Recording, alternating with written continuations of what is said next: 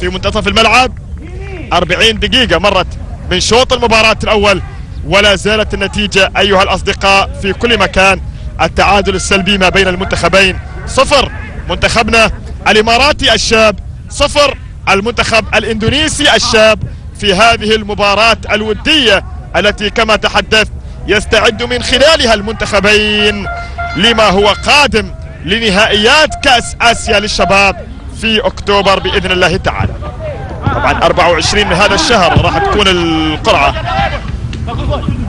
عندنا فرصة ومحاولة، بعد ذلك راح نتعرف على مجموعتنا، راح نتعرف مين راح يكون معانا في النهائيات، وراح نعد العدة وراح نكون جاهزين تماما. وعندنا فرصة إلهام الدين الآن، هذه فرصة جول. إلهام الدين ينجح في ذلك، اللاعب الإندونيسي الذي حاول في أكثر من مناسبة ينجح أخيرا في وضع الكرة في الشباك وفي إعطاء ابتسامة كبيرة، ويفرح على طريقته. نعم يفرح على طريقته ويسجل هدف المباراة الأول، ويبتسم الجمهور الإندونيسي الآن كثيرا من هجمة مرتدة. كرة جميلة، تمريرة ساحرة كانت نهايتها موفقة من جانب المهاجم الذي أعطى واجتهد وحاول، وهذه المرة يكافئ على عمله وعلى اجتهاده في أن يضع الكرة في الشباك الإماراتية معلنا عن تقدم إماراتي. لكن صورة جميلة، الجماهير الإندونيسية وهي تحيي منتخب بلادها، لكن في الوقت نفسه ترفع أعلام الإمارات، رسالة واضحة عن حبها لهذه ما عاد المنتخب الإندونيسي صيدا سهلا، ما عادت الكرة الإندونيسية متواضعة. عندنا كرة إماراتية، جول الله! وعاد منتخبنا الشاب بضربة رأسية عن طريق عبد الله غانم. عبد الله غانم في أحلى عودة الآن في بداية الشوط الثاني في توقيت مبكر. اللمسة والكرة حضرت من البديل خالد عبد الرحيم، والرأسية من المدافع ولد غانم. نعم أتى بالغنائم في بداية شوط المباراة الثاني، وما أجملها من عودة في هكذا أوقات مثالية، في هكذا وقت مثالي من بداية الشوط الثاني، أن تعود سريعا وتعادل النتيجة. هذا سيناريو هذا المنتخب يصنع خط السير بالنسبة لك كمنتخب، يفرق معاك كثير. لاحظ نجوم 2009 عندما حققوا إنجاز وسجلوا أسمائهم بأحرف من ذهب مع منتخب 19 سنة، وفي البطولة القادمة اللي تنتظركم يا جيل تحت 19 سنة كأس آسيا فتحت لهم بعد ذلك كل الطرق. وعندنا محاولة إندونيسية الآن خطيرة، كرة الثاني والمحاولة الإندونيسية في الشباك الإماراتية عن طريق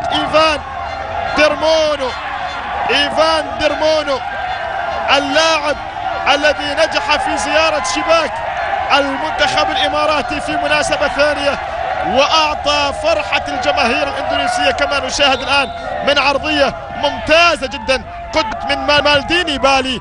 بعد ذلك القائد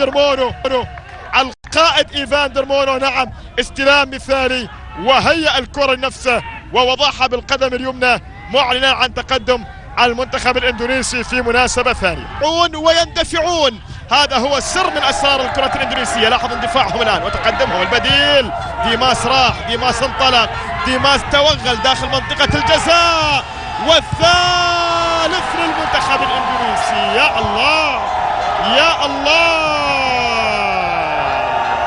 أول لمسة لسبستيان مولانا، يا دوب تو نازل، بركاتك يا مولانا. هكذا هو شعار المنتخب الإندونيسي، وجماهير المنتخب الإندونيسي يرددون في هذه اللحظات.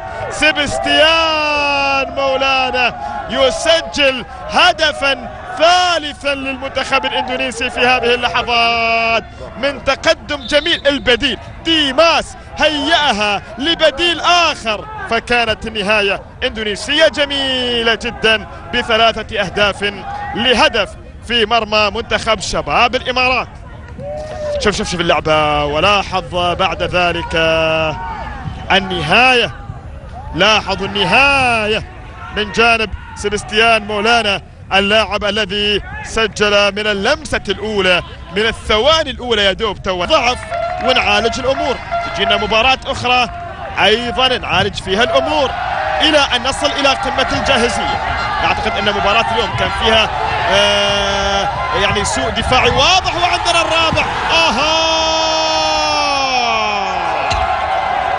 الرابع ديماس يسجل رابع أهداف المنتخب الإندونيسي بالأربعة. إندونيسيا تضرب بقوة. هل اتفقتم معي الآن أنه جيل ذهبي إندونيسي قادم؟ البديل كانت له كلمة، كانت له بصمة، سلاحهم المعتاد، انطلاقهم الناجح.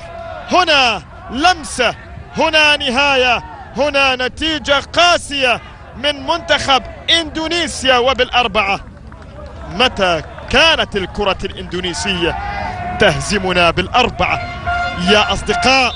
تغيرت، تبدلت الأحوال، أصبحوا يمتلكون منتخب مرعب قادر على أن يحقق أحلام الكرة الإندونيسية. الابتسامة الكبيرة للمنتخب الإندونيسي، ومن حقهم أن يبتسموا.